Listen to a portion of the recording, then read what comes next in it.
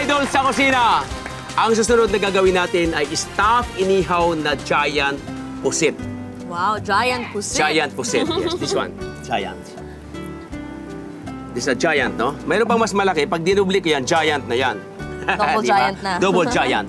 Para- Okay. Diyan muna. Timplahan muna natin Ay, ito, Mara, ng ating salt. Of course, no? Salt. Yes, go, go, go. Salt. Sa loob. Sa loob. At ito yung seasoning powder sa loob din. Saan po ito? Yan. Yes. And pamienta. Yes. Then of course, hindi mawala ang kalamansi. We are Filipinos, so we love to use always marination na kalamansi, right? Yes. Sa loob, lagyan natin. Ikaw ba, nagluluto, nilagyan mo ng kalamansi pagka nag-ihaw ka ng isda? Hindi lagi. Hindi Pero lagi. From now on, gagawin ko na. Minsan lemon. Mayroon tayong tinatawag na pampaganda ng ating pusit para magkaroon ng stuff na hindi siya sabog. Ito po yung tinapay. Ito ay plain loaf bread lang. Any kind of bread. Pwedeng pandesal kung gusto mo. Not chinop-chop niyo. Yeah, sinap-chop na lang. Pwedeng buo. Then, lalagyan natin ng konting milk. Can you open that, Mara? Konti lang po. Konti lang. Sige lang. Konti pa. Okay. Then, haluin natin. Pakimix na lang. Hanggat madurog.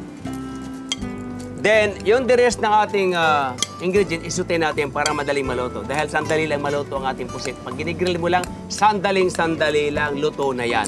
Hindi Kasi pwedeng mga 1 matagal. second lang. 1 second. Hindi naman.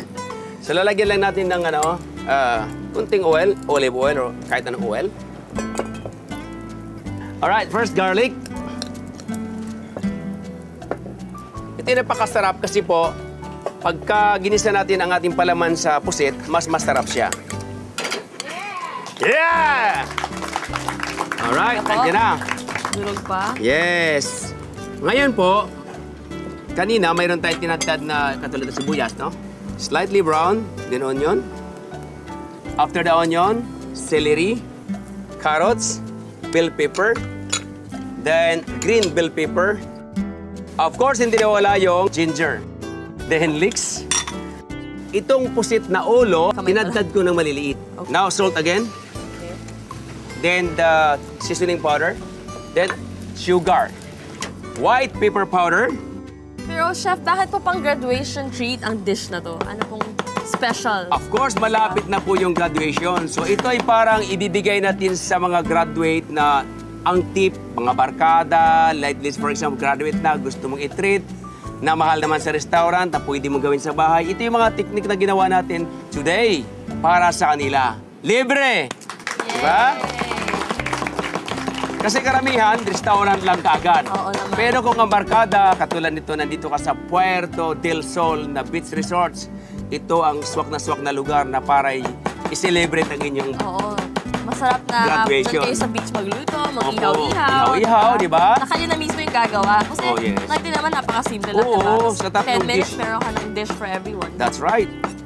So you love hot, ha? I love that. Lagyan natin dito. Okay. Now, iligay natin dito sa tinapay. This one. Sige po. Lagyan natin dyan. Alam mo ba ang technique kung bakit ganon, Bakit? Mara?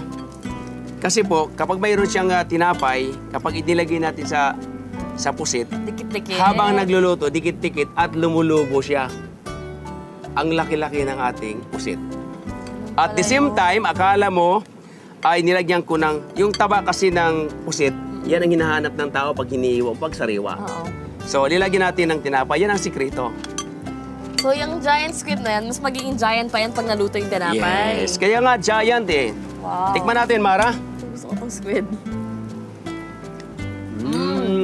Sarap. Manamis-namis, na maanghang. Oh my goodness. Maganda yung pagkalog ng ulo ng squid, ah. O, di ba? Lagyan kunti kalamansi pa para masarap lalo.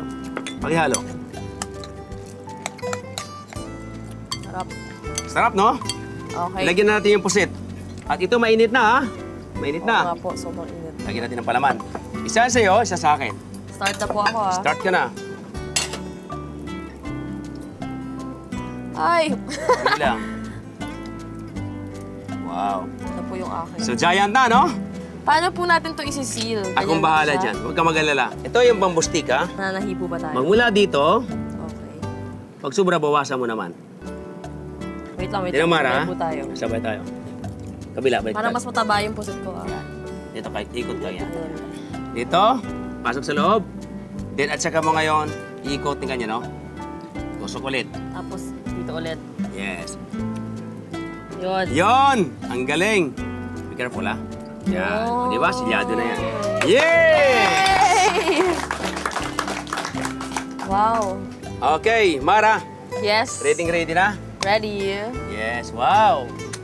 Para mas mabango, may technique ako dyan. Ang ginagawa ko po ay nilalagyan ko ng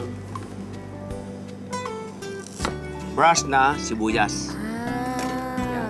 Tutusukin mo lang ulit. Ganun. Ay. Ganyan lang, para mabango. Yan ang brush. Ay, ganun pala yun. Alam mo ang technique dyan? Para mabango ang inihaw, sibuyas ang binabrush. Amoy mo? Oo. Okay, ihaw na natin. Alright. Wow. Ay. Yan. Hala, lumulobo nga. Parang chicken, ano?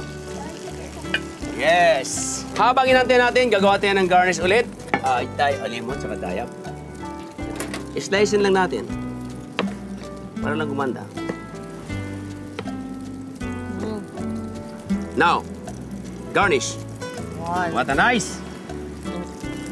All right, Mara, it's already done. Yes. Can we turn up? Wow, this is Wow. good. You place it here.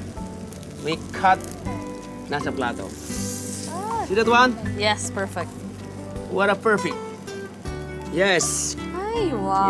Yes. I like this one. What a Wow. nice! Ay, ang ganda. Ganda! May kamatis po. Mawalang galang ulit. Lagyan ko lang ng sliced tomato para lang makontrast dun sa kulay niya.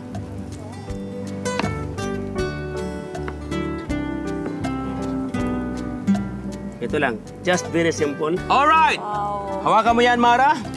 Lagyan natin ng parsley. Alright, so ping, ping, ping, ping, ping, ping, ping, ping, ping, ping, ping, ping, ping. Ito na, stop inihaw na giant pusit! Mara, kain na! Go, go, go, go! Kain.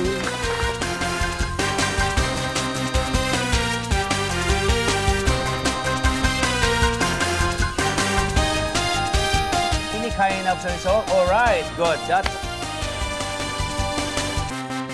Parang hindi kaya ng bread niya.